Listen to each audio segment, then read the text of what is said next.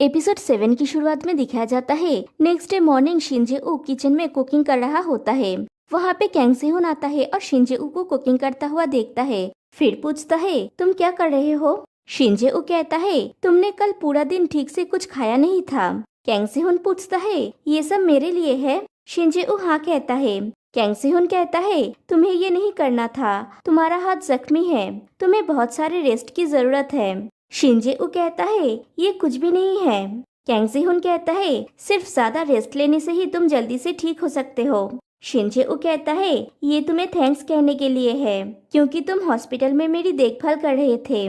Kang सेहोन कहता है बिल्कुल भी नहीं। शिनजे-ऊ कहता है ये हो गया, चलो खा लो।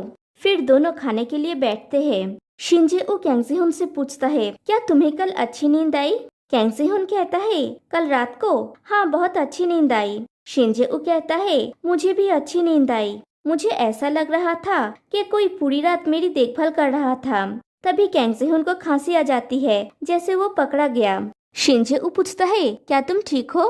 कैंग सेहोन कहता है हाँ मैं ठीक हूँ। फिर पूछता है क्या तुम खाना बना सकते हो। शिनजे-ऊ कहता है मैं 5 साल तक अकेला रहा हूँ। कैंग सेहोन पूछता है 5 साल, मैं सच में तुम्हारे बारे में बहुत कम जानता हूँ। 5 साल, तो फिर तुम अडल्ट होने के बाद से अकेले रहे हो। शिनजे-ऊ कहता है मैं श्यूल के कॉलेज में गया था। सच कहूँ तो मैं जल्द से जल्द इस जगह को छोड़ने की उम्मीद कर रहा था। यहाँ की यादों से मुझे दोषी और डर महसूस होता था, इसलिए मैं श्यूल चला गया था और अपना पहला साल मैंने वहीं पे कंप्लीट किया। आर्मी में सेवा करने के बाद मैं अपनी एजुकेशन कंप्लीट करने के लिए वापस आ गया। अभी जस्ट मैंने अपना जूनियर ईयर कंप्लीट किया और छुट्टी पे हूँ। कैंग सेहोन कहता है ये कठिन रहा होगा। शिनजे-ऊ कहता है मेरे पेरेंट्स के काम के कारण हम कहीं दूसरी जगह भी नहीं जा सके।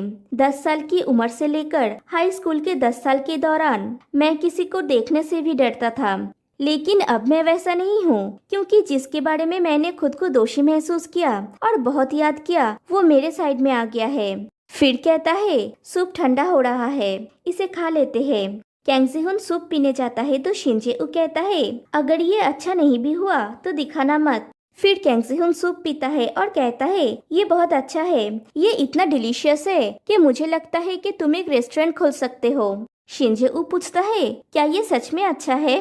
कैंग सेहोन कहता है ये इतना डिलीशियस है कि मैं इसे शब्दों में बयान नहीं कर सकता। मुझे होटल के मालिक को कहना चाहिए कि तुम्हें किचन एम्प्लॉय के रूप में हायर कर ले। नहीं, उससे पहले क्या तुम जू हियांग जिन को सिखा सकते हो कि खाना कैसे पकाते हैं। मुझे डर लगता है जब भी वो कहता है कि वो खाना पकाने वाला है। और दोनों हंसते हैं। फिर शिनजे-ऊ नोटिस करता है कि कैंग सेहोन खा नहीं रहा है, वो परेशान है। शिनजे-ऊ पूछता है क्या हुआ, क्या तुम मुझे कुछ कहना चाहते हो। कैंग सेहोन कुछ कहने जाता है, फिर कहता है कुछ नहीं, खाओ। फिर कहता है जे-ऊ 29 जनवरी के बारे में तुमने जो बात कही थी क्या वो काम करेगा। शिनजे-ऊ पूछता है तुम्हारा मतलब क्या है। कैंग सेहोन कहता है तुमने कहा था कि तुम मेरे साथ ट्रिप पे जाना चाहते हो, है ना। मैं तुम्हारे साथ ट्रिप पे जाना चाहता हूँ, इसलिए अब कोई भी खतरनाक चीज मत करना। अब से सब कुछ छोड़ दो और मेरे साथ मजे करो। कितनी सारी चीजें हैं जो मैं तुम्हारे साथ करना चाहता हूँ। शिनजे-ऊ थैंक यू कहता है। कैंग सेहोन पूछता है तुम मेरे साथ ट्रिप पे चल रहे हो, है ना। शिनजे-ऊ कहता है ओके, और दोनों ही खुश होते हैं। फिर दोनों साथ में शॉपिंग करते हैं, गेम पार्लर जाके साथ में वीडियो गेम्स खेलते हैं, साथ में खाना खाते हैं और मजे करते हैं। फिर दोनों साथ में डॉर्मिटोरी में लौट रहे होते हैं। वो दोनों डॉर्मिटोरी के सामने जाके बातें कर रहे होते हैं और ऊपर बालकनी से हियांग जिन उन दोनों को देख लेता है और कहता है क्या चल रहा है, क्या ये कैंग सेहोन है।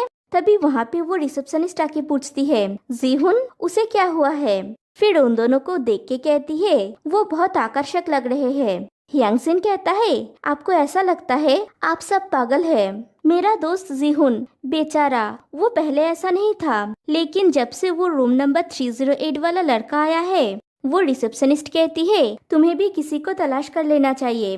हियांग जिन कहता है मैं नहीं, कोई जरूरत नहीं है, बहुत सारे लोग हैं जो मेरे चार्म के दीवाने हैं। रिसेप्शनिस्ट पूछती है सच में। हियांग जिन कहता है आपको मुझ पे विश्वास नहीं हो रहा है, इस कंट्री साइड में रहने के कारण मुझे बस अनदेखा कर दिया गया है। रिसेप्शनिस्ट कहती है ठीक है, मैं तुम्हारा विश्वास कर रहा हूँ, ओके। बाय द वे हियांगसिन, कोई फर्क नहीं पड़ता कि तुम कैसे अनदेखा कर दिए गए हो, लेकिन सुनिश्चित करो कि प्यार को फिसलने मत देना। तुम कितनी भी सफल क्यों ना हो जाओ, फिर भी तुम पूरी तरह से हैप्पी लाइफ नहीं जी पाओगे अपने सबसे पसंदीदा इंसान के बिना। हियांगसिन कहता है, मैंने रियलाइज किया कि आपकी बात हमेशा कड़वी होती है लेकिन उचित होती है। वो रिसेप्शनिस्ट कहती है, मुझे बरबराने की आदत बदलनी चाहिए, लेकिन मैं जितनी बूढ़ी होती जा रही हूँ उतनी ज्यादा बरबराने लगी हूँ। एनीवे, वो सच में आकर्षक लग रहे हैं। वो रूम नंबर 308 वाला लड़का मुझे सच में पसंद है। वो प्यार के प्रति बहुत ईमानदार है। उसके जैसे लोग इन दिनों बहुत कम देखने को मिलते हैं। हियांगसिन कहता है, वाओ, मैं यहाँ पे 2 साल से हूँ। आपने मुझे कभी ऐसा नहीं कहा। मुझे बहुत दुख हुआ। मैंने आपको कैंडीज और जेलीज दिए थे। मैंने आपको इतनी अच्छी अच्छी चीजें खिलाई, लेकिन ये सब व्यर्थ हो गया। वो रिसेप्शनिस्ट कहती है, तुम भी मुझे पसंद हो, मैं तुम्हें कुछ कहूँ? हियांगसिन पूछता है, क्या है? रिसेप्शनिस्ट कहती है, मैं श्योर हूँ कि तुम पास हो जाओगे और एक बहुत अच्छा लॉयर बनोगे। हियांगसिन कहता है, आपके काइंडनेस के लिए थैंक यू, लेकिन मेरी बुद्धि फेल हो जाती है। लेकिन जीहुन के बारे में मैं श्योर हूँ कि वो पास हो जाएगा। वो रिसेप्शनिस्ट कहती है, मेरा विश्वास करो, भविष्य के बारे में मैं हमेशा सही होती हूँ। इस बार तुमने जीहुन की जितना ही हार्डवर्क किया है और तुम जरूर एग्जाम में पास करोगे। हियांगसिन कहता है, अगर वो ऐसा ही करता रहा तो वो शायद एग्जाम में फेल हो जाएगा। रिसेप्शनिस्ट कहती है, उसके लिए चिंता मत करो, काश वो सब कुछ छोड़ के सिर्फ मजे करे। लेकिन मैं फिर से क्यों इतना उदास महसूस कर रही हूँ? फिर पूछती है, वेट, आज डेट कौन सा है? हियांगसिन कहता है, 26 जनवरी। रिसेप्शनिस्ट कहती है, 26? सच में बहुत कम दिन बचा है। फिर दिखाया जाता है शाम को कैंग सेहोन और शिन जे-ऊ हीटर के सामने बैठ के अपने हाथों को सेक रहे होते हैं और हीटर के सामने फॉइल पेपर में रैप करके स्वीट पोटैटोस रखे हैं रोस्ट होने के लिए। कैंग सेहोन पूछता है, क्या सच में ये इस तरह से रोस्ट होगा? शिन जे-ऊ कहता है, मुझे नहीं पता, मैं पहली बार ये ट्राई कर रहा हूँ। ये हाई हीट में काम करना चाहिए। कैंग सेहोन पूछता है, क्या ये पक जाएगा? शिन जे-ऊ कहता है, इससे कोई फर्क नहीं पड़ता कि ये होगा या नहीं, ये सिर्फ एक ट्राई है। जब हम वहाँ पे पहुँचेंगे मैं इसे एक हॉटपॉट में ग्रिल करूँगा। कैंग सेहोन कहता है, मुझे विश्वास है कि ये डिलीशियस होगा। शिन जे-ऊ कहता है, प्लीज इसके लिए तत्पर रहो, तुम जानते हो कि मैं एक अच्छा कुक हूँ। कैंग सेहोन कहता है, मैं जानता हूँ। शिन जे-ऊ कहता है, मैं और वेट नहीं कर सकता। जीहुन, मुझे पहले ट्राई करने दो। और वो उस स्वीट पोटैटो को बाइट करता है और कहता है, ये कितना अच्छा है, ये आधा पका है। आधा पका हुआ स्वीट पोटैटोस का टेस्ट ज्यादा अच्छा होता है। फिर कैंग सेहोन को ट्राई करने के लिए कहता है। कैंग सेहोन कहता है, तुम झूठ बोल रहे हो। शिन जे-ऊ कहता है, मैं झूठ नहीं बोल रहा हूँ, ये सच में डिलीशियस है, ट्राई करो। कैंग सेहोन उसे हटा देता है और झूठा कहता है। शिन जे-ऊ कहता है, क्या ये स्पष्ट है?